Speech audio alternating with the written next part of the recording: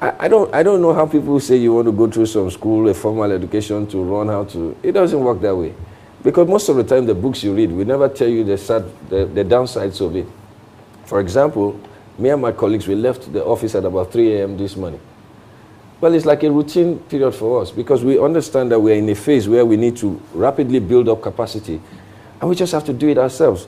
We can't afford to say there is no light and use it as an excuse. We can't afford to say that there's only 8 hours in a day.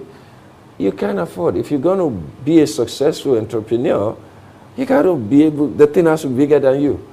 If you wake me up any day, I'll still do that same thing. It just comes naturally. I'm just going to do it. And I'm going to be calling, making calls. I just can't stop. Look, look, if you put me in prison and give me a laptop, I will run the company. Look, I don't get into languages or cliches. For me, I shoot straight. The only essential ingredient for me is discipline. Every other thing, attitude. Look, you have a kid to feed. You have a rent to pay. Does anybody have to teach you that you have to wake up the next morning and go out and go put something on the table? It's called responsibility. And to sustain that responsibility, you have to have discipline. Look, we're working here. I'm going around checking all the equipment because I'm used to it. I'm used to making sure that things work around me. And I'm not going to wait for the staff to do it. I'm going to get it done myself. See, look, I started off being the cleaner, the office cleaner, the driver, the cook.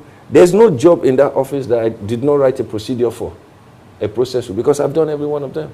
If the staff need to go out and we don't have a driver, I'll get them into the car, we move.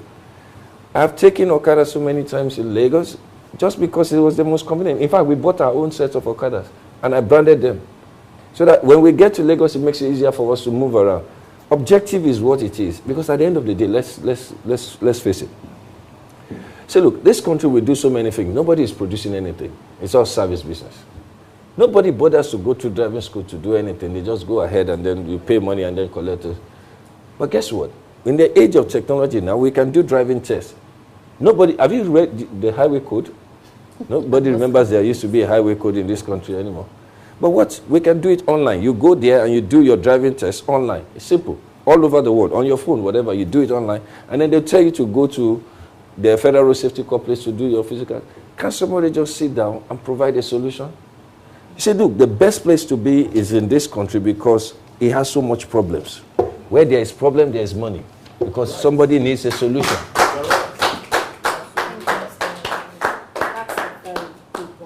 We have our what we call policies on ethics, politics, policies on bills, which one we will do for free.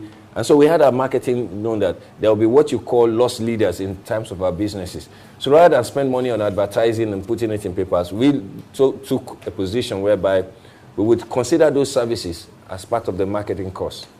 So rather than in working for you, which we should have charged you, we do it free because we needed to have an opportunity to demonstrate competence to you because you wouldn't know whether we were competent. So we would rather do it free, at least knowing fully that you will pass it on. So we took a decision that our business model will be based on referrals.